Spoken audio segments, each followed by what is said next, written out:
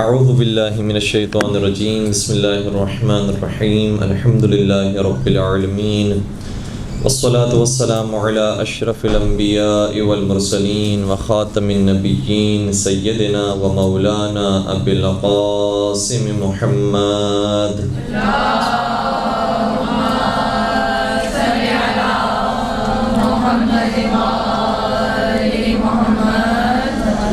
وعلى أهل بيته الطيبين الطاهرين المعصومين المظلومين الذين أذهب الله عنهم الرجس وطهرهم تطهيرا.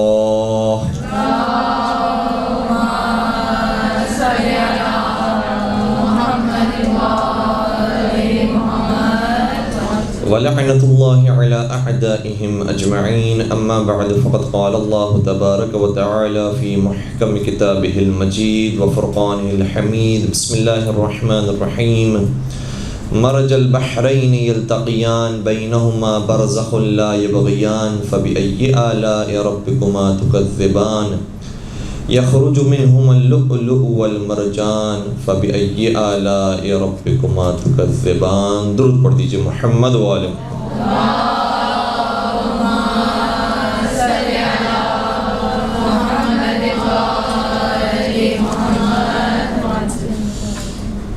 سرکار حضرت امام حسن مجتبیٰ علیہ السلام کی ولادت و سعادت کی تاریخ ہے.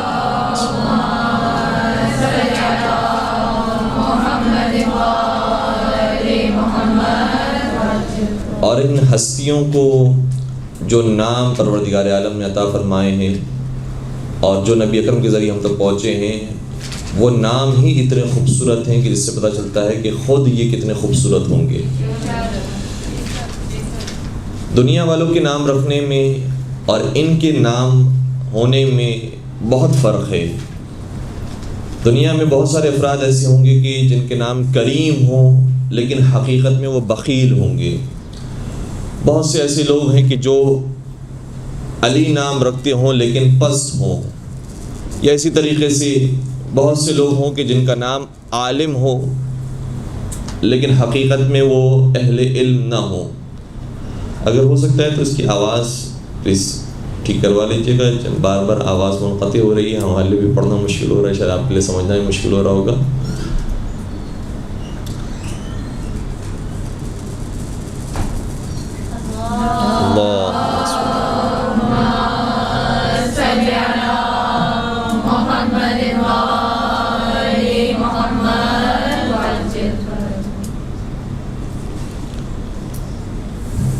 آئی تھنک اس کے کنیکشن تھوڑا اس طرف ہے.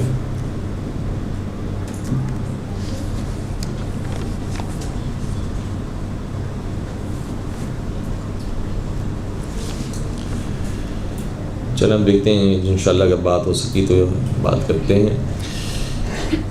تو دنیا والوں کے نام ہونے میں, نامور ہونے میں اور ان کے نام رکھے جانے میں بہت فرق ہے. ان کا جو نام ہوتا ہے وہی ان کا کردار ہوتا ہے.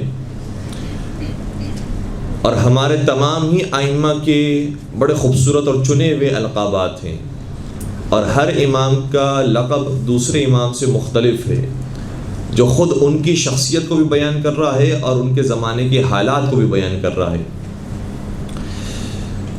اگر ہم بات شروع کر دیں حضرت محمد مصطفیٰ صلی اللہ علیہ وآلہ وسلم کی,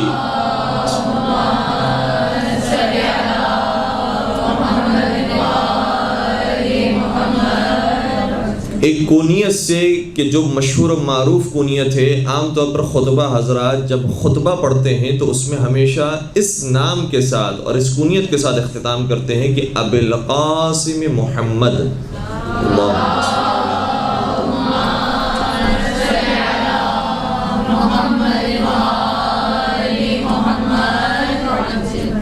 تو ہمارے ائمہ علیہ السلام سے سوال کیا گیا کہ پیغمبر اکرم کو ابو القاسم کیوں کہا جاتا ہے. ظاہراً آٹھویں سرکار سے سوال ہوا تھا. امام نے جواب دیا کہ چونکہ ان کے ایک بیٹے کا نام قاسم تھا اس لیے انہیں ابو القاسم کہا جاتا ہے, یعنی قاسم کے باپ, قاسم کے والد, اس لیے ابو القاسم انہیں کہا جاتا ہے کیونکہ ان کے بیٹے قاسم تھے.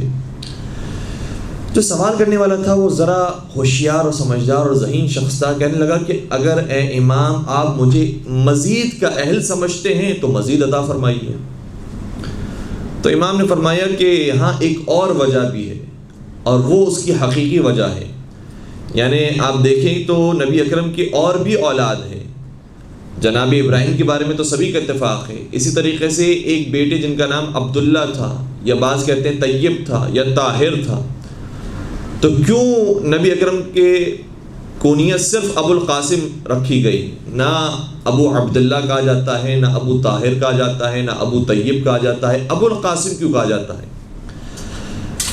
تو آٹھویں سرکار نے ظاہر ارشاد فرمایا کہ اس لیے نبی اکرم کو ابو القاسم کہا جاتا ہے چونکہ وہ علی کے بھی باپ ہیں، اور علی کا لقب قسیم الجنت والنار ہے. تو چونکہ وہ جنت اور جہنم کے تقسیم کرنے والے ہیں، اور جو تقسیم کرنے والا ہوتا ہے اسے قاسم کہتے ہیں، اور چونکہ نبی علی کے بھی احتراماً باپ شمار ہوتے ہیں، اس لیے انہیں ابو القاسم کہا جاتا ہے. اللہم صل علی محمد.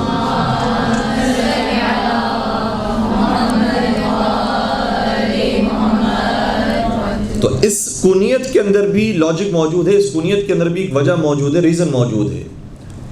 اور پھر ایک اور روایت بھی ہے ابو القاسم کی کنیت ہونے کے اعتبار سے، وہ یہ ہے کہ جب سوال کیا گیا کہ کیوں ان کا لقب ابو القاسم ہے، تو کہا اس لیے پروردگار عالم نے انہیں ابو القاسم کا لقب دیا ہے چونکہ ابو القاسم اور ابو کا لفظ عربی زبان میں گویا صاحب کے معنوں میں بھی استعمال ہوتا ہے. مثال کے طور پر اگر ہم بات کرتے ہیں مولا امام حسین علیہ السلام کی، تو ان کا لقب اور ان کی کنیت ہے ابو عبداللہ. تو ابو عبداللہ کا مطلب ایک تو یہ ہے کہ وہ عبداللہ کے بابا ہیں، عبداللہ کے والد ہیں، اور ملتا ہے روایات کے اندر کہ حضرت علی اصغر کا ایک نام عبداللہ بھی تھا، تو اس لیے انہیں ابو عبداللہ کہا جاتا ہے. لیکن ایک اور وجہ بھی ہے سرکار کے ابو عبداللہ ہونے کی، اس لیے کہ وہ صاحب عبد ہیں اور صاحب بندگی ہیں. اللہ کی بندگی اس قدر انہوں نے کی ہے کہ انہیں نہ صرف عبد خدا کہا جاتا ہے بلکہ عبد خدا کے کمال پر وہ شخص فائز ہیں. اسی طریقے سے ابو القاسم کہنے کی ایک وجہ یہ بھی روایت میں بیان کی گئی ہے کہ نبی اکرم جب معراج پر تشریف لے گئے اور پروردگار عالم نے انہیں ابو القاسم کہہ کر مخاطب کیا، تو نبی اکرم کی تو جرت نہیں تھی، اور نبی اکرم یہ مجال نہیں رکھتے تھے کہ خدا سے کہیں کہ تم نے مجھے ابو القاسم کیوں کہا.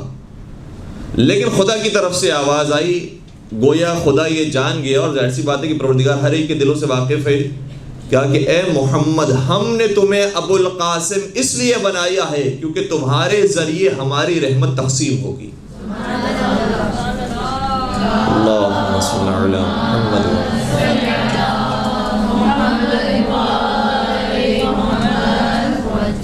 تو ان ہستیوں کے نام کے اندر بھی وہی مطلب پایا جاتا ہے جو ان کی ذات کے اندر پایا جاتا ہے.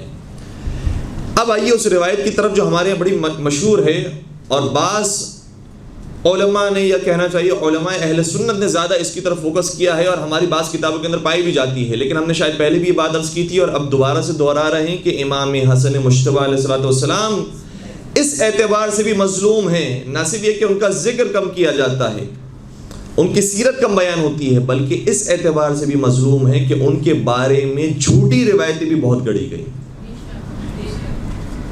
ضعیف روایتیں کثرت کے ساتھ امام حسن کے بارے میں موجود ہیں، بہت زیادہ روایات موجود ہیں، اور بہت سارے مختلف موضوعات پر موجود ہیں، اور اس کی بھی مختلف وجوہات ہیں. دو وجہ اس کی اہم ترین ہے کہ جس زمانے میں امام حسن مجتبیٰ علیہ السلام کی امامت ہے، اس زمانے میں جو شخص حاکم وقت ہے وہ مشہور ہے عیاری میں اور مشہور ہے چالاکی میں. اس لیے جہاں اس نے مولا علی کے بارے میں جھوٹے باتیں گھڑنے کی کوشش کی اور دوسروں کے جھوٹے فضائل اس نے گھڑنے کی کوشش کی، اسی طریقے سے امام حسن علیہ السلام کی شخصیت کو بھی خراب کرنے کی کوشش کی. ایک یہ وجہ ہے. اور دوسری وجہ یہ ہے کہ جب بنی عباس کا دور آیا تو بنی عباس کے حکمرانوں نے پہلے یہ طے کیا تھا کہ جب حکومت ہمارے پاس آئے گی تو ہم سادات حسنی کو حق دیں گے، پیغمبر کے جو بڑے نواسے ہیں ان کو حق دیا جائے گا اور ان کی آل کو حق دیا جائے گا. لیکن جب وہ حکومت میں آئے تو سادات حسنی کو حق نہیں دیا گیا، اور چونکہ سادات حسنی نے مقابلہ کیا ان کا اور کہا کہ تم نے معاہدے کی خلاف ورزی کی ہے، اور مسلسل جنگ رہی ہے سادات حسنی کی خلفائے بنی عباسی کے ساتھ، تو تو پھر خلفائے بنی عباسی نے دوبارہ سے امام حسن مجتبی علیہ السلام کی سیرت اور ان کی شخصیت کو ٹارگٹ کیا اور کہا کہ تم فلاں کی اولاد ہو، تم فلاں کی نسل سے ہو، اور بہت ساری باتیں اس طریقے سے بھی امام حسن سے منسوب کی کہ جو امام حسن کی شخصیت میں موجود نہیں تھی۔ تو من جملہ ایک روایت یہ بھی ہے کہ امام حسن کا نام جب رکھنے کا وقت آیا، سرکار کی ولادت ہوئی، نام رکھنے کا وقت آیا، تو یہ بات منسوب کی جاتی ہے۔ اب میں یہ نہیں کہہ رہا کہ 100% یہ بات باطل ہے، لیکن جو قرائن نظر آتے ہیں، ورنہ تو ہم وہاں پر موجود نہیں تھے، آج ہم صرف علمی گفتگو کر سکتے ہیں، دلائل کے ساتھ بات کر سکتے ہیں، اس کے اوپر بات کی جا سکتی ہے کہ جب سرکار کی ولادت ہو گئی تو سوال کیا گیا کہ اے علی تم نے اس بچے کا نام کیا رکھا ہے؟ تو میرے مولا نے عرض کیا رسول اللہ سے کہ یا رسول اللہ میں نے اس بچے کا نام حرب رکھا ہے۔ حرب، حرب کا کیا مطلب ہوتا ہے؟ جنگ۔ بعض علماء نے کہا کہ علی چونکہ جنگجو تھے، جنگ پسند تھے، اس لیے ان کے یہاں جب ولادت ہوئی تو انہوں نے کہا کہ میرے بیٹے کا نام حرب ہونا چاہیے، جنگ۔ صحیح ہے، یہ کوئی عام اگر پہلوان ہو اور کوئی عام اس طرح کا شخص ہو کہ جو جنگ پسند ہو تو ہو سکتا ہے کہ وہ اپنے بچے کا نام اس طرح سے رکھے۔ اچھا، مزید پھر روایت آگے بڑھتی ہے، جب پہلے بیٹے کی ولادت ہوئی سوال کیا کہ اے علی تم نے اس بیٹے کا نام کیا رکھا؟ کہا کہ حرب۔ پیغمبر نے فرمایا نہیں، حرب نام نہیں رکھو، حسن نام رکھو۔ دوسرے بیٹے کی ولادت ہوئی، پھر رسول اللہ نے سوال کیا اے علی تم نے اس دوسرے بیٹے کا نام کیا رکھا ہے؟ کہا کہ حرب۔ پیغمبر نے فرمایا نہیں، اس کا نام حرب نہیں، حسین رکھو۔ تو آپ محسوس کر رہے ہیں کتنا کانٹرڈکشن پایا جا رہا ہے مولا علی کے نظریات میں اور نبی اکرم کے نظریات میں، جبکہ علی کون ہے؟ انا مدینۃ العلم وعلی بابها۔ علی کون ہے؟ علی منی کنفسی روحک من روحی وطینتک من طینتی۔ اے علی تم میری مجھ سے ہو، جس طرح میرا اپنا نفس ہوتا ہے، تمہاری روح میری روح سے ہے، تمہاری طینت میری طینت سے ہے۔ اور یہ تو احادیث ہیں، اگر ہم خود آیات کی طرف آ جائیں تو آئے مباہلہ میں باقاعدہ علی کو نفس رسول کہا گیا ہے۔ اور حضرت علی وہ ہیں کہ صحیح ہے اپنے مقام پر وہ کافروں کے سامنے بہت زیادہ سخت ہے، کیونکہ قرآن نے حکم دیا ہے محمد رسول اللہ والذین آمنوا اشداء علی الکفار رحماء بینہم، کہ محمد مصطفیٰ اللہ کے رسول ہیں اور جو ان کے ساتھ ان کے اصحاب ہیں، اور حقیقت میں جو سب سے بڑے صحابی ہیں اور سب سے قریبی دوست ہیں وہ حضرت علی ہیں، جن کی شان میں آیت نازل ہو رہی ہے کہ ان کی شان یہ ہوتی ہے کہ وہ کافروں پر شدید اور سخت ہوتے ہیں اور اپنوں کے درمیان رحیم اور مہربان ہوتے ہیں۔ تو حضرت علی صحیح کافروں پر سخت تھے، لیکن جب یتیموں کو دیکھ لیں تو علی سے زیادہ درد دل رکھنے والا اور کوئی نہیں تھا۔ نماز میں دیکھ لیں تو علی سے زیادہ پروردگار کے سامنے کانپنے والا اور کوئی نہیں تھا۔ اسی لیے علی مرتضیٰ کو عین اللہ بھی کہا جاتا ہے، لسان اللہ بھی کہا جاتا ہے، اذن اللہ بھی کہا جاتا ہے، ید اللہ بھی کہا جاتا ہے، اور ایک انداز سے نفس اللہ بھی کہا جاتا ہے کہ پروردگار کی مرضی خریدنے کے بعد گویا نفس سے خدا کے منزل پر آ گئے کہ جس نے علی کو راضی کر لیا گویا خدا کو راضی کر لیا۔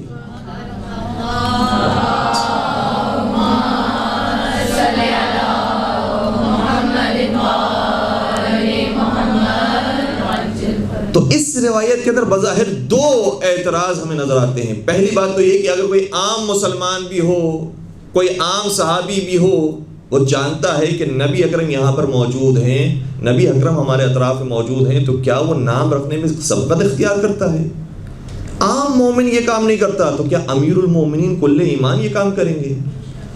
دوسری طرف سے خود مولا متقیان کا ادب اس قدر زیادہ ہے کہ رشتے کے اندر بھی نبی اکرم ایک طرف سے بھائی ہوتے ہیں، دوسری طرف سے سسر ہوتے ہیں، تو کیا وہ جو افضل البشر اور سید الرسول اور امام الانبیاء ہیں، جو رشتے میں بھی بڑے ہوتے ہیں، کیا ان کے اوپر سبقت اختیار کریں گے اور کہیں گے کہ یا رسول اللہ میں نے تو یہ نام رکھ دیا ہے؟ یہ انداز مناسب نظر نہیں آتا۔ پھر اس سے ہٹ کر اگر دیکھا جائے تو خود مولا کائنات کی جو اپنی شخصیت ہے، فرض کریں کہ نبی اکرم زمانے میں موجود نہیں بھی تھے، تو کیا علی مرتضیٰ کی شخصیت ایسی ہے کہ جو صرف جنگ اور تلوار کی باتیں کرتے ہیں؟ حضرت علی مرتضیٰ کی شخصیت بھی ایسی نہیں ہے۔ اگر جنگ و تلوار کی باتیں ہوتی تو وہ 25 سال تک کیوں خاموشی اختیار کی؟ اور پھر آخری اور اہم ترین جواب، فرض کرتے ہیں کہ مولا متقیان کو یہ نام پسند تھا، حرب رکھنا چاہتے تھے، تو نبی اکرم 7 سے 8 برس تک زندہ رہے اور اس کے بعد وفات کر گئے. مولا کائنات کی زندگی مزید 30 سال تک جاری رہی اور مولا متقیان اس زمانے میں بھی صاحب اولاد ہوتے رہے, ان کے یہاں بیٹے پیدا ہوتے رہے. کسی ایک بیٹے کا نام بھی بتا دیجئے کہ علی نے اپنے بیٹے کا نام حرب رکھا ہو. اگر واقعاً حرب نام اتنا پسند ہے تو چلیں, اس وقت تو محدود تھا کہ نبی اکرم موجود ہیں اس لیے ان کے سامنے کچھ اور بات نہیں کی جا سکتی. لیکن جب نبی اکرم چلے گئے اور اولادیں ہوتی رہیں اور کثرت کے ساتھ بیٹے ہوتے رہے, حضرت عباس کی ولادت ہوئی, جناب محمد حنفیہ کی ولادت ہوئی, لیکن کسی کا نام بھی میرے مولا نے حرب نہیں رکھا.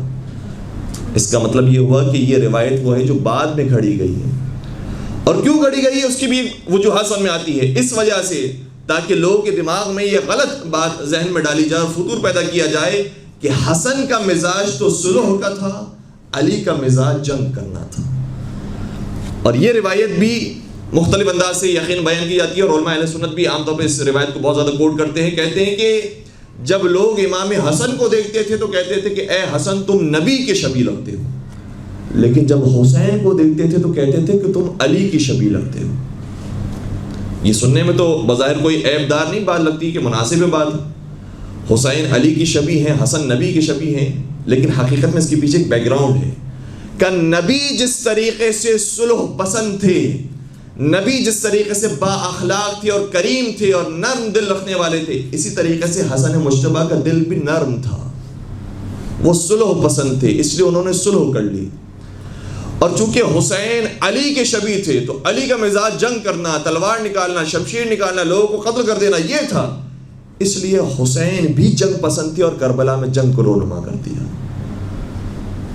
تو اس کے پیچھے کیا بیک گراؤنڈ ہے جس کے سامنے بعد یہ روایت بیان کی گئی ہے اور لوگ آسانی سے اس کو قبول کر لیتے ہیں. حقیقت میں نہ حسن نبی کی طرح ہیں نہ حسین علی کی طرح ہیں, حسن اور حسین نبی کی طرح بھی ہیں اور علی کی طرح بھی.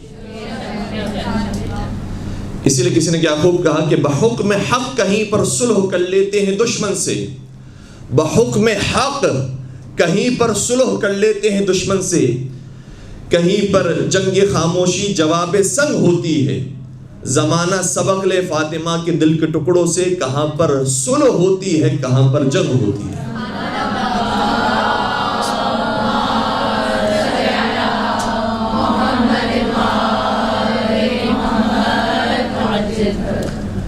اب ہم بات کرتے ہیں مولا کی ولادت پر, اور کیا خوبصورت ولادت ہے کہ خود اس کا ذکر قرآن کریم کر رہا ہے.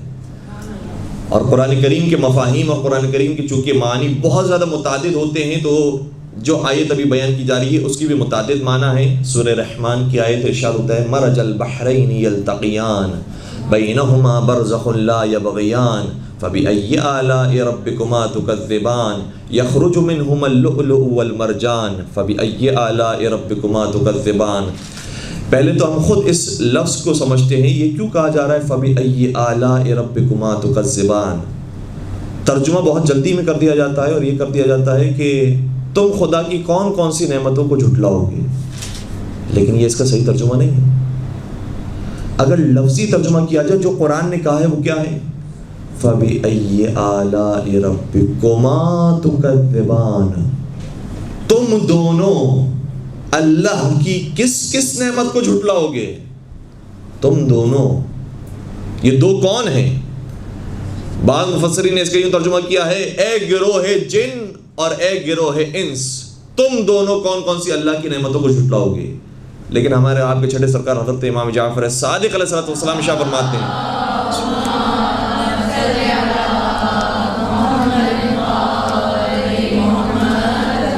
کہ پروردگار ان دو دشمنان اہل بیت سے مخاطب ہو رہا ہے کہ جو فضائل اہل بیت کے بغض میں مبتلا تھے, اور ان سے مخاطب ہو پروردگار یہ کہہ رہا ہے کہ تم دونوں خدا کی کن کن نعمتوں کو جھٹلاؤ گے. حسن اور حسین خدا کی نعمتیں ہیں, علی و زہرا خدا کی نعمتیں ہیں. تو اس آیت کا ایک ظاہری ترجمہ کیا ہے؟ مرج البحرین یلتقیان, دو بحر ہیں, دو پانی ہیں جو آپس میں ملتے ہیں. بینہما برزخ لا یبغیان, لیکن ملنے کے باوجود درمیان میں ایک فاصلہ موجود ہے کہ ایک دوسرے پر بغاوت نہیں کرتا, ایک دوسرے کے ساتھ مکس نہیں ہو جاتا اور ایک دوسرے کے اوپر چڑھائی نہیں کرتا۔ اگر اس کا ایک ظاہری مفہوم دیکھا جائے تو ہاں دنیا کے اندر ہیں دو پانی ایسے ہیں، ایک کھارا پانی ہے، ایک میٹھا پانی ہے، ایک سمندر ہے، ایک دریا ہے، یہ دونوں آپس میں مل بھی رہے ہیں لیکن آپس میں درمیان میں فاصلہ بھی موجود ہے۔ اور آپ نے یقیناً اس کی کلپس دیکھی ہوں گی، ویڈیوز دیکھی ہوں گی، اور نہیں دیکھی ہیں تو یہ آسانی سے انٹرنیٹ پر اویلیبل ہے، باقاعدہ دکھائی دیتا ہے۔ ایک کھارا پانی ہے، ایک میٹھا پانی ہے، دونوں مل بھی رہے ہیں لیکن جدائی ہے۔ تو خدا نے اس طرح بھی لوگوں کو سمجھایا کہ پروردگار کی قدرت کی یہ بھی نشانیاں ہیں کہ دونوں پانی ہیں لیکن اس کے باوجود آپس میں ایک دوسرے پر بغاوت نہیں کرتے۔ لیکن اس کا ایک اور مفہوم بھی ہے جو چھٹے سرکار حضرت امام جعفر صادق علیہ السلام نے بیان فرمایا۔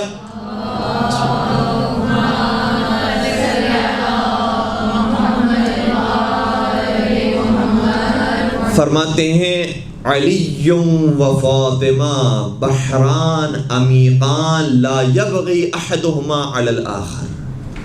جو دو سمندر جس کی بات قرآن کر رہا ہے وہ حقیقت میں علی مرتضیٰ کے علم کا اور حضرت زہرا کے علم اور تقوی کا سمندر ہے۔ یہ دو سمندر ہیں جو آپس میں ملتے بھی ہیں لیکن ایک دوسرے پر بغاوت نہیں کرتے، اور درمیان میں جو چیز شخصیت موجود ہے، بعض روایت میں ملتا ہے کہ برزخ سے مراد خود نبی اکرم کی ذات گرامی ہے، کہ دونوں ایک دوسرے پر بغاوت نہیں کرتے اور تجاوز اختیار نہیں کرتے، دونوں اپنی اپنی حدود کے اندر ہیں اور دونوں عمیق سمندر ہیں۔ اور دیکھیں سمندر کی شان کیا ہوتی ہے کہ اوپر سے تو لگتا ہی ہے کہ بہت وسیع و عریض ہے، لیکن کوئی جانتا نہیں ہے کہ مزید کتنا یہ عمیق اور گہرا ہے۔ ایک علی مرتضیٰ کا جلوہ وہ ہے کہ جو دنیا والوں نے دیکھا ہے کہ 60 برس کی زندگی گزار لی، اس طرح سے زندگی گزاری، یہ ہے علی مرتضیٰ کی شخصیت، یہ ان کا ظاہر ہے، ان کا ظاہر ہی بہت وسیع و عریض ہے، لیکن جو ان کے باطن تک پہنچنا چاہتا ہے تو وہ مزید اور عمیق اور گہرا ہے، اس تک انسانی عقل نہیں پہنچ سکتی۔ اور پھر آگے بیان فرمایا یخرج منہما اللؤلؤ والمرجان، اور جو چیز پھر اس سمندر سے نکلتی ہے یا وہ لؤلؤ ہے یا وہ مرجان ہے۔ چھٹے سرکار بیان کرتے ہیں کہ جو چیز اس سمندر سے نکلی ہے وہ امام حسن علیہ السلام اور امام حسین علیہ السلام ہے۔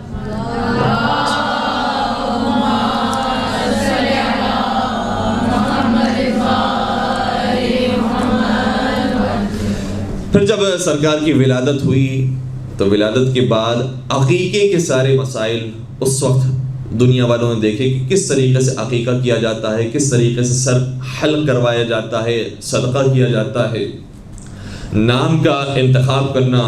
اور حقیقی جو روایت بعض کتابوں میں موجود ہے وہ اس انداز سے ہے کہ جب نبی اکرم سوال کیا کہ اے علی تم نے اس بیٹے کا نام کیا رکھا، کہا کہ میں نبی پر سبقت اختیار نہیں کر سکتا، آپ فرمائیے کہ آپ اس کے لیے کون سا نام انتخاب کرتے ہیں۔ تو نبی نے شاہ فرمایا میں خدا پر سبقت اختیار نہیں کر سکتا، خدا اس کے لیے نام منتخب کرے گا۔ اور جبرائیل امین نازل ہوئے، کہا کہ اس بچے کا نام آپ حسن رکھیے۔ اور کیوں نام حسن رکھیں؟ کہا اس لیے کیونکہ علی کو وہی نسبت ہے آپ سے کہ جو ہارون کو موسیٰ سے تھی، اور حضرت ہارون کے جو دو فرزند تھے، ایک کا نام شبر اور دوسرے کا نام شبیر تھا، اور بعض روایتوں کے مطابق اگر اعراب کو مختلف انداز سے پڑھا جائے تو شبر اور شبیر تھا۔ تو جس طریقے سے جناب ہارون کے دو بیٹے تھے اور ایک کا نام شبر اور شبیر تھا، اسی طریقے سے آپ کے بھی دو بیٹے ہوں گے، آپ شبر کے نام پر اپنے بیٹے کا نام حسن اور شبیر کے نام پر اپنے دوسرے بیٹے کا نام حسین رکھیے گا۔ اس لیے مولا حسین کو شبیر بھی کہا جاتا ہے یا شبیر بھی کہا جاتا ہے۔ اور اس طرح سے جب ولادت ہوئی اور نام گزاری ہو گئی، پھر یہ واقعہ بھی پیش آیا کہ جو اسماء بنت امیس تھی، انہوں نے زرد رنگ کی چادر میں امام حسن کو لپیٹا، پیغمبر کی خدمت میں لے کر آئیں، تو پیغمبر نے فرمایا کہ نہیں، بیٹے کے لیے مناسب، اولاد کے لیے مناسب نہیں ہوتا کہ جو نومولود ہو اس کو زرد رنگ کے کپڑے میں لپیٹا جائے، بلکہ سفید رنگ کے کپڑے میں لپیٹنا چاہیے۔ اور اس طرح سے یہ ساری سنتیں اب بننا شروع ہوئی کہ ولادت ہو تو کیا کیا انسان کو اعمال انجام دینے چاہیے، آداب کن کن چیزوں کا خیال رکھنا چاہیے۔ پھر اس کے بعد نبی اکرم نے فرمایا 7ویں دن سر کے بال منڈوائے جائیں اور اس بال کے وزن کے مطابق صدقہ رائے خدا میں خرچ کیا جائے، عقیقہ کروایا جائے۔ امام حسن مصطفیٰ علیہ السلام کے نام پر 2 جانور کی قربانی ہوئی اور عقیقے کا گوشت تقسیم کیا گیا۔ اور جو داعیہ تھی اس کو بہترین حصہ عقیقے سے دیا گیا. گویا یہ عقیقے کے احکام امام حسن کی ولادت پر بیان ہو رہے ہیں. میں کہوں گا عقیقے کے احکام تو جزء شریعت ہے، کل شریعت امام حسن مجتبیٰ کی زبان سے بھی بیان ہونی ہے. اور امام حسن کے ہم جتنے بھی فضائل سنتے ہیں وہ یہی بچپنے کے فضائل ہیں، اور انسانی عقلیں حیران رہ جاتی ہیں. اگر کسی صحابی کو کہا جائے کہ تم جنتی ہو تو اس کے بڑے فضائل ہوتے ہیں، اور واقع ہونے بھی چاہیے کہ تمہیں جنت کی سند مل گئی ہے اور رسول صادق کی زبان سے ملی ہے. لیکن جان لیجئے کہ امام حسن مجتبیٰ علیہ السلام کو، امام حسین علیہ السلام کو جنت کی بشارت نہیں مل رہی، جنت کی سرداری کی بشارت مل رہی. اور یہ بتایا ہے کہ اسی بچپنے میں ہم تمہیں بتاتے ہیں کہ تمہاری عاقبت کیسے ہونے والی ہے، تمہارا اختتام کیسے ہونے والا ہے، اور یہ بھی بتاتے ہیں کہ اس اختتام کے بعد تم محشر میں کس حالت میں لائے جاؤ گے. دنیا والے نہیں جانتے ہیں کہ ہماری عاقبت بھی بخیر ہوگی یا نہیں ہوگی، لیکن نبی اکرم بیان کر کے جا رہے ہیں کہ حسن مجتبیٰ حسین سید الشہداء یہ وہ ہیں کہ جن کی عاقبت بھی بخیر ہے، اور یہ میدان محشر میں سید و سردار بنا کر لائے جائیں گے. مجھے یہ جملہ کیوں کہنا پڑا؟ ظاہر سی بات ہے کہ آپ سب جانتے ہیں، سمجھدار ہیں، لیکن یہ مجھے بھی کہنا اس لیے پڑا کیونکہ بعض لوگوں نے اس نام پر کتابیں لکھی ہیں نعوذ باللہ.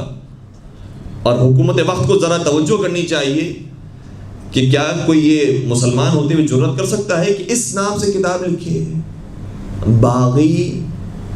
اب میری جرأت نہیں ہو رہی کہ جملہ ادا کروں. باغی حسین کہہ کر عنوان دے کر یہ کتابیں لکھی گئی. رسول صادق نے جنت کی بشارت نہیں دی ہے، انہیں جنتیوں کے سردار ہونے کی بشارت دی ہے. اور جنت کی سرداری کردار اور ایمان پر ملتی ہے، رشتہ داری کی بنیاد پر نہیں ملتی. اگر رشتہ داری کی بنیاد پر ملنی ہوتی تو حضرت نوح علیہ السلام کی زوجہ کو بھی رشتہ داری کی بنیاد پر جنت مل جاتی ہے، حضرت لوط علیہ السلام کی زوجہ کو بھی رشتہ داری کی بنیاد پر جنت مل جاتی ہے. لیکن خدا کے نزدیک رشتہ داریاں کام نہیں آتی ہیں، ایمان اور عمل صالح کام آتا ہے. امام حسن ہو یا امام حسین علیہ السلام ہو، یہ جنتی نہیں، جنتیوں کے سردار ہیں. لہٰذا انسان کو عقل کے ناخن لینے چاہیے کہ ان ہستیوں کے بارے میں اس طرح کے الفاظ استعمال نہ کیے جائیں اور اس طرح کے نام سے کتابیں نہ لکھی جائیں. کسی نے کیا خوب کہا کہ حسن کو دیکھ کر مہر نبی پہ کہتے تھے لوگ، حسن کو دیکھ کر مہر نبی پہ کہتے تھے لوگ، حضور اپنا ہی بچپن اٹھائے پھرتے ہیں. اللہم صلی علی محمد.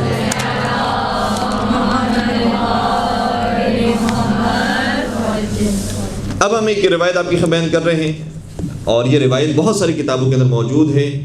کتاب معانی الاخبار کے اندر شیخ صدوق نے اس روایت کو لکھا ہے، شیخ توسی نے کتاب امالی کے اندر، علامہ مجلسی نے بحر الانوار کے اندر، کہ نبی اکرم نے ایک دن ارشاد فرمایا اہتدوا بالشمس، سورج سے ہدایت حاصل کرو. پھر فرمایا فَإِذَا غَابَتِ الشَّمْسُ فَاهْتَدُوا بِالْقَمَرِ، اور جب سورج چھپ جائے تو چاند سے ہدایت حاصل کرو. وَإِذَا غَابَ الْقَمَرُ فَاهْتَدُوا بِالزُّهْرَةِ، اور اگر چاند بھی چھپ جائے تو زہرہ نامی ستارے سے ہدایت حاصل کرو. فَإِذَا غَابَتِ الزُّهْرَةُ، اور وہ ستارہ بھی چھپ جائے تو ہدایت حاصل کرو فرقدین سے، دو اور خوبصورت اور چمکدار ستاروں سے. سب حیران ہو گئے کہ وہ رسول کے جو اب تک ہمیں آفتاب پرستی سے روکتا رہا، سورج پرستی سے، چاند پرستی سے روکتا رہا، ستارہ پرستی سے روکتا رہا، آج خود یہ کہہ رہے ہیں کہ چاند سے ہدایت حاصل کرو، سورج سے ہدایت حاصل کرو، ستاروں سے ہدایت حاصل کرو. اس کا مقصد کیا ہے؟ تو کسی نے کہا قیل یا رسول اللہ، اے اللہ کے رسول یہ بتائیے من الشمس، سورج، سورج سے مراد کون ہے؟ فرمایا قال انا، میں سورج ہوں. جس طرح سورج پوری دنیا کو روشنی دیتا ہے، اسی طریقے سے مجھ سے پوری دنیا ہدایت پا رہی. پھر سوال کیا کہ ہاں سورج اگر آپ ہیں تو بتائیے، اگر آپ چلے گئے اور آپ غائب ہو گئے تو پھر چاند آئے گا، چاند سے مراد کون ہے؟ سنیے گا کہ چاند کسے نبی نے کہا ہے. فرمایا قال علی بن ابی طالب، ابو طالب کا بیٹا علی چاند ہے. اللہ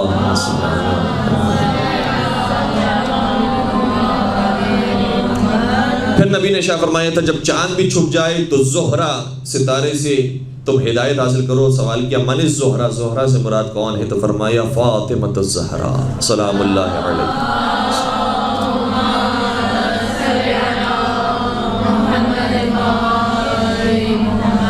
اور جب وہ ستارہ بھی چھپ جائے تو پھر مزید 2 اور ستارے ہیں کہ جن سے تم ہدایت حاصل کر سکتے ہو. فرمائے الفرقدان سے مراد کون ہیں؟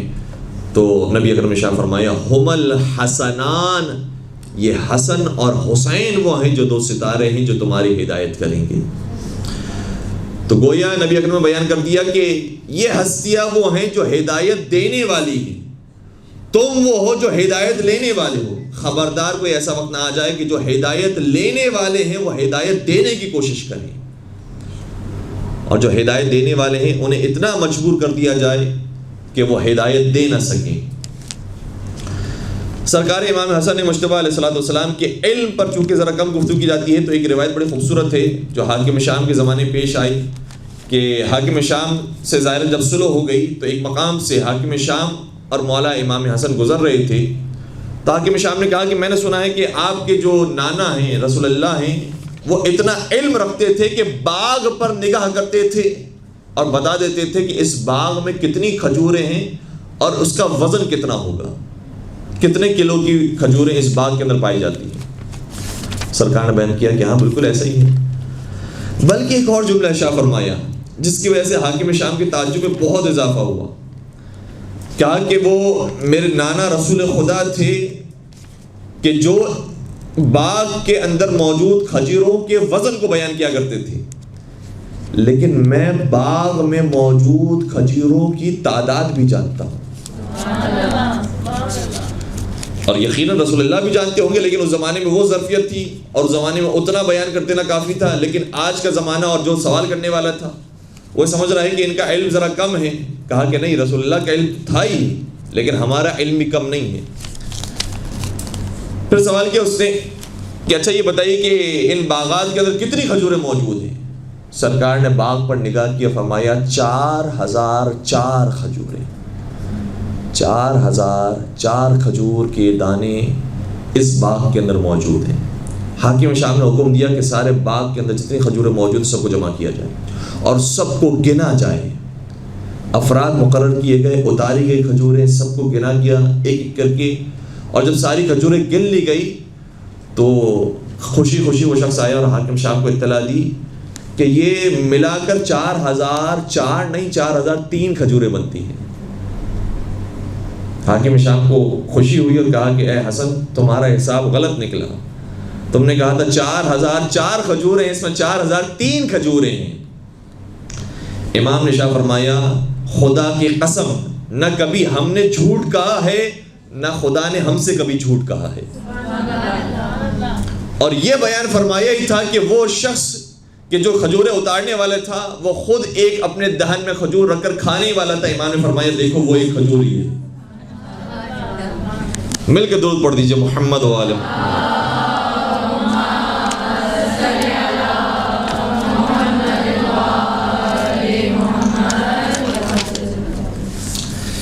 پھر سرکار نے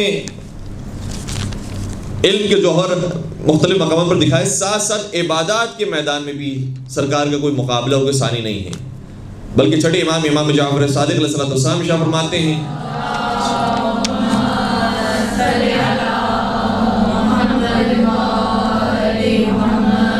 دیکھیے کسی عام انسان کی گواہی نہیں ہے، امام معصوم کی گواہی ہے. ان الحسن ابن علی کان اعبد الناس فی زمانہ، حسن ابن علی اپنے زمانے میں سب سے بڑے عبادت گزار تھے.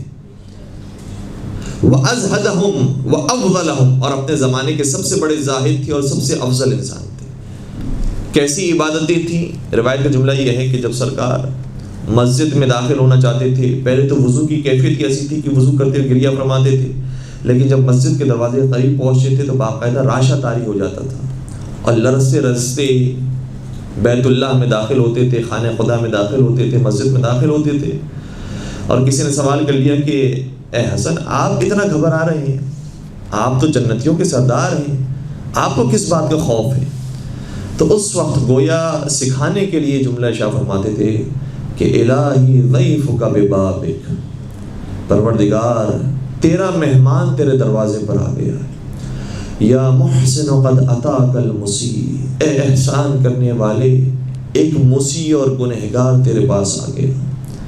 فتجاوز عن قبیح ما عندی بجمیل ما عندک یا کریم. تو اے پروردگار میرے پاس جو قبیح چیزیں ہیں اس کو اپنے پاس جو جمیل چیز ہے اس سے رد و بدل فرما اے کریم پروردگار. اور یہ جو جملے ہیں مولا کے، یہی جملے ہمیں بیان کیے گئے ہیں کہ مستحب ہے کہ انسان جب مسجد میں داخل ہو تو اسی طریقے سے جملے ادا کیا کرے کہ پروردگار تیرا مہمان تیرے دروازے پر آ گیا ہے، اے احسان کرنے والے، ایک گنہگار تیرے دروازے پر آیا ہے، تیری طرف آیا ہے اور اپنے ساتھ قبیح اعمال کو لے کر آیا ہے، لیکن اسے معلوم ہے کہ تیرے پاس جمیل چیزیں موجود ہیں، تیرے پاس خیر موجود ہے، ان جمیل چیزوں کو میرے اس قبیح عمل سے بدل دے اے کریم پروردگار. اور پھر اسی طریقے سے جب سرکار حج پر جایا کرتے تھے تو بہت گریہ فرماتے تھے، یہاں تک کہ جو ہماری یہ رسم ہے نا، اربعین کے موقع پر ہم عام طور پر پیدل جاتے ہیں یا دیگر مناسبتوں پر زیارت کرنے کے لیے جاتے ہیں تو پیدل جاتے ہیں. تو ایک تو یہ کلچر کیسا بن گیا ہے، ایک ہماری پہچان بن گئی ہے، شیعوں کی پہچان ہے ماشاءاللہ سے، پوری دنیا میں اس طرح سے اب پہچانا جا رہا ہے کہ کتنا پرامن اجتماع ہوتا ہے شیعوں کا. تو اس کے اندر جہاں بہت ساری دیگر وجوہات ہیں، ایک وجہ یہ ہے کہ خود امام حسن جب حج اور عمرے کے لیے جایا کرتے تھے تو پیدل جایا کرتے تھے، پا پیادہ جایا کرتے تھے.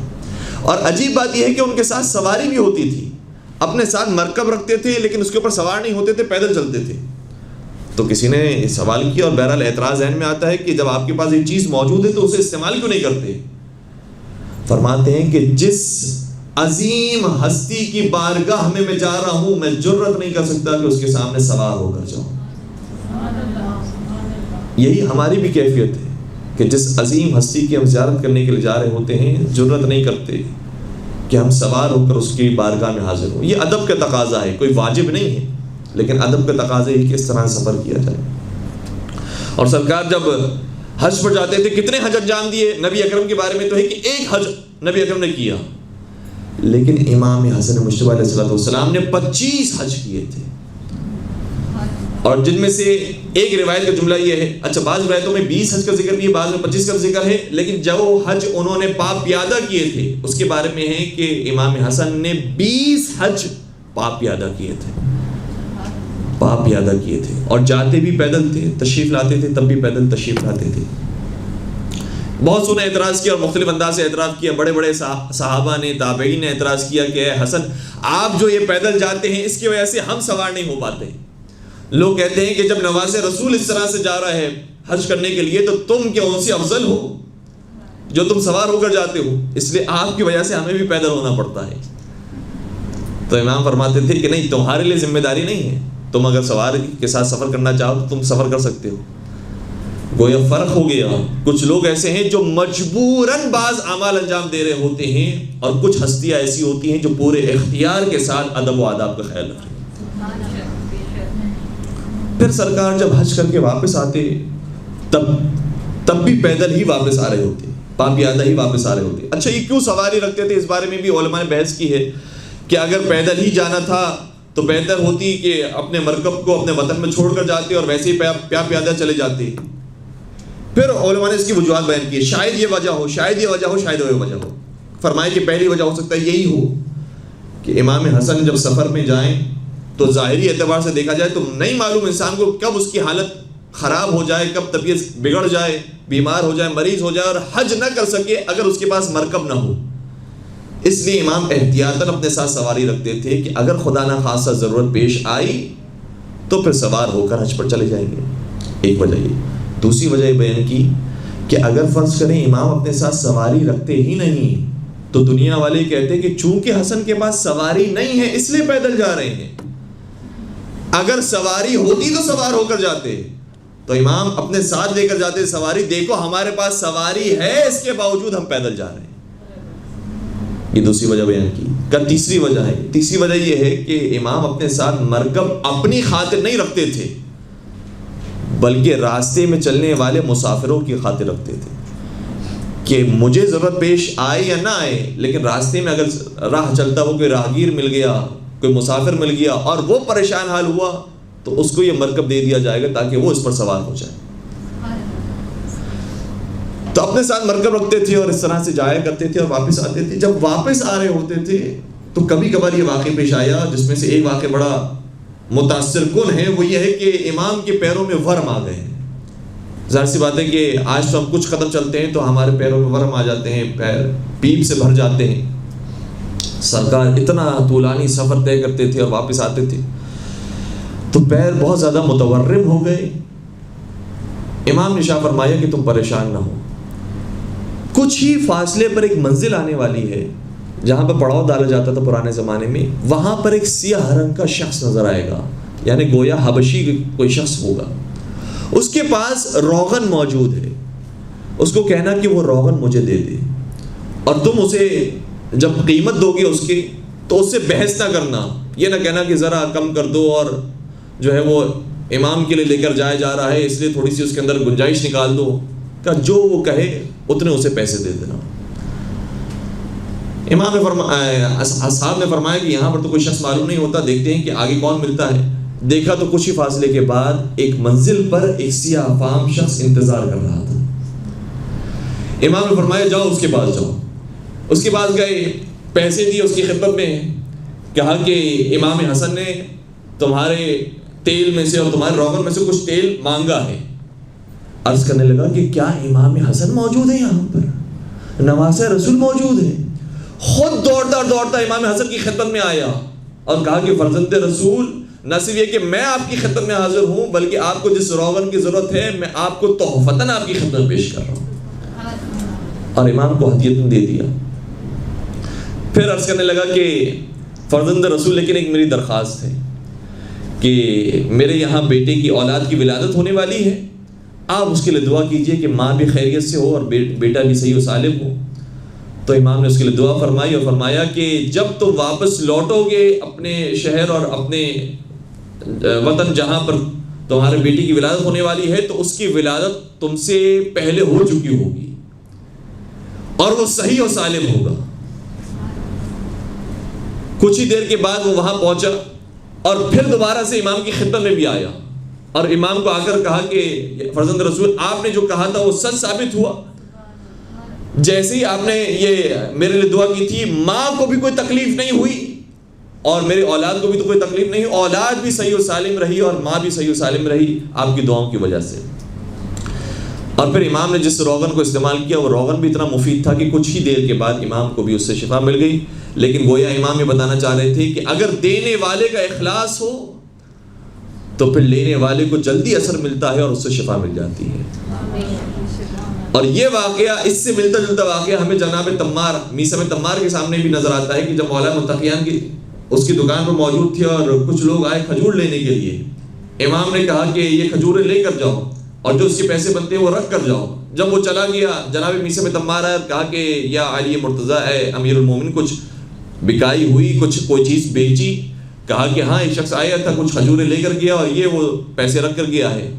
میثم تمار ان پیسوں کو دے کر مسکرا کر کہتے ہیں کہ یا امیر المومنین وہ کھوٹے سکے رکھ کر چلا گیا ہے، آپ نے دیکھا نہیں کہ وہ سکے ٹھیک تھے اور چلنے والے رائج الوقت تھے یا نہیں تھے؟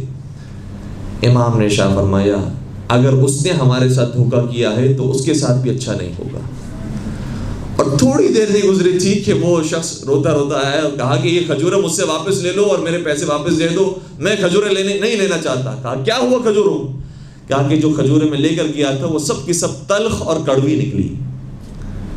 تو امام نے فرمایا کہ جو تم نے دیا تھا اس کے بدلے تمہیں یہی ملنا چاہیے تھا۔ تو کبھی کبھار یہ بھی ہوتا ہے کہ جیسا انسان کرتا ہے ویسے ہی پروردگار اس کے ساتھ بھی سلوک اور برتاؤ کرتا ہے، اور بہت اچھا ہوتا ہے کہ دنیا میں یہ مثالیں ہمارے سامنے آ جاتی ہیں جس کے بعد ہمیں سمجھ میں آتا ہے کہ دنیا میں انسان جیسا کرے گا ویسے ہی دنیا میں انسان کاٹے گا بھی۔ درود پڑھ دیجیے گا محمد و عالم۔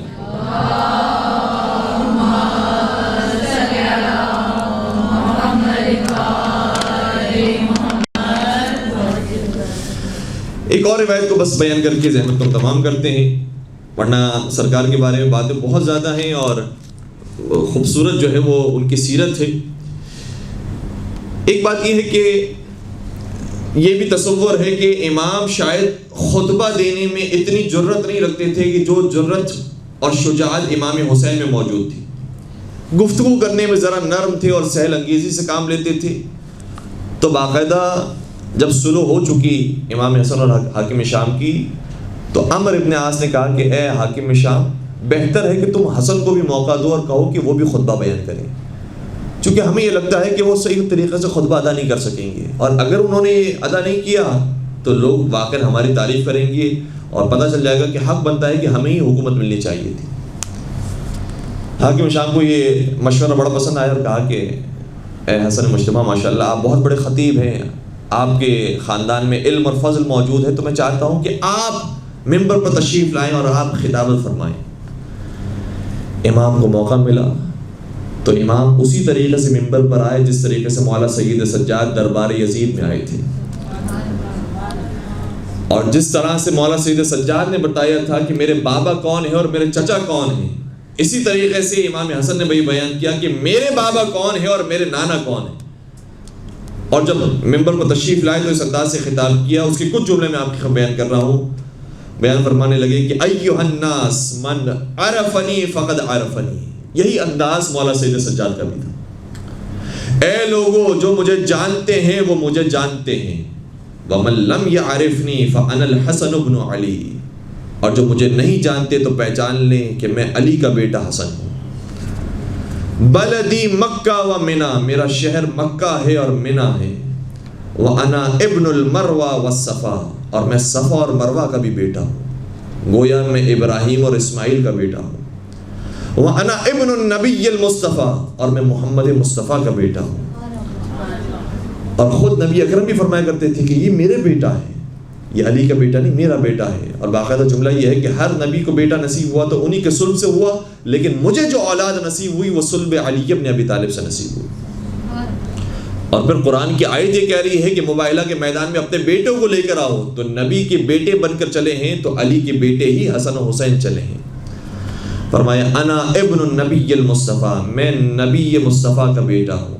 انا ابن من علی الجبال والجبال الرواسی، بڑے بڑے پہاڑ جس کے سامنے جھک جاتے ہیں میں اس کا بیٹا ہوں۔ وَأَنَا ابن من کسا محاسن وجہ الحیا، اور میں اس کا بھی بیٹا ہوں جس کے چہرے کی خوبصورتی کو حیا چھپا لیتی ہے۔ انا ابن فاطمہ الزہرا سیدۃ النساء، میں خواتین کی سردار فاطمہ زہرا کا بیٹا ہوں۔ اللہم صلی علی محمد۔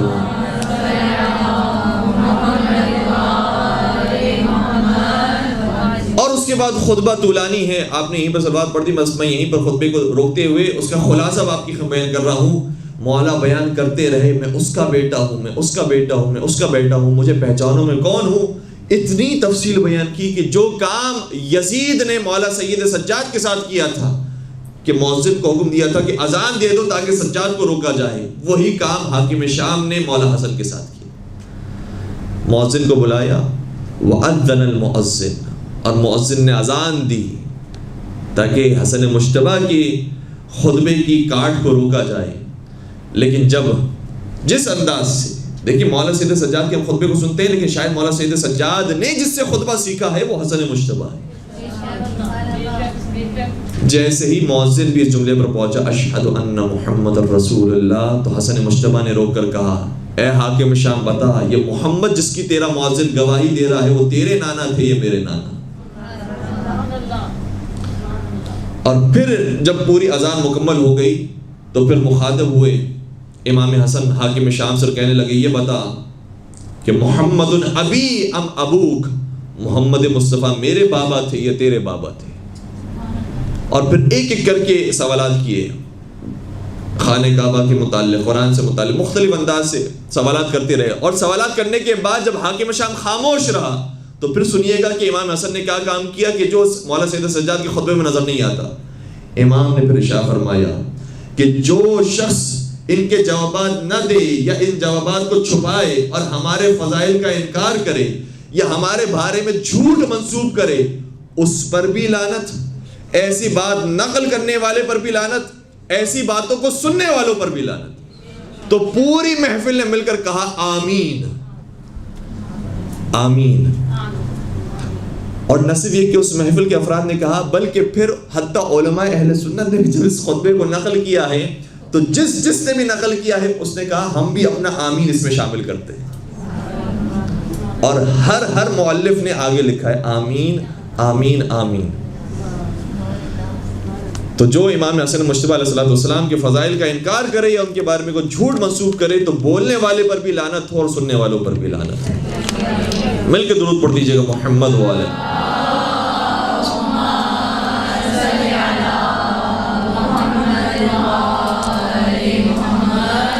بس پروردگار سے ہم دعا کرتے ہیں کہ پروردگار ہمیں امام حسن مجتبی علیہ السلام کی، ان کے آباء اجداد کی، ان کے خاندان کی اور ان کی اولاد کی محبت نصیب فرمائے، اور ہمارے قدم کو ان کے نقش قدم پر چلنے کی توفیق نصیب فرمائے، سیرت محمد والے محمد پر ایمان پیرا ہونے کی توفیق نصیب فرمائے، ان کی زیارت زندگی میں اور زندگی کے بعد بھی نصیب فرمائے، ہماری بچوں میں ان کی محبت نازل فرمائے۔ پروردگارہ امام حسن مجتبی کا مزار مسمار ہے، ان کی والدہ کا مزار اور ان کی اولاد کا مزار مسمار ہے۔ پروردگارہ ان مقدس مزارات کی تعمیر نو کے اسباب جلد جلد پیدا فرما۔ پروردگارہ ان مقدس مقامات کی زیارتیں ہم سب کو نصیب فرما۔ پروردگارہ امام حسن مجتبی کا دسترخوان مشہور ہے، پروردگارہ اس دسترخوان کی برکت اور اس کے صدقے میں بے روزگار مومنین کو رزق حلال نصیب فرما، جو رزق حلال کما ان کے رزق برکت و وسعت و کثرت نصیب فرما۔ صاحبان اولاد کو اپنی اولاد کی اچھی تربیت کرنے کی توفیق نصیب فرما، بے اولاد مومنین کو اولاد صالحہ نصیب فرما۔ پروردگارہ تمام شیعان حیدر کرار کی جان مال عزت و آبرو کی حفاظت فرما، اور تمام مظالم سے انتقام کے لیے اپنی آخری حجت امام عصر والزمان کے ظہور میں تعجیل فرما۔ ہمیں ان کے عاشقین، محبین، سچے چاہنے والے اور ماننے والوں میں شمار فرما۔ ربنا تقبل منا انك انت السميع العليم وتب علينا انك انت التواب الرحيم برحمتك يا ارحم الراحمين۔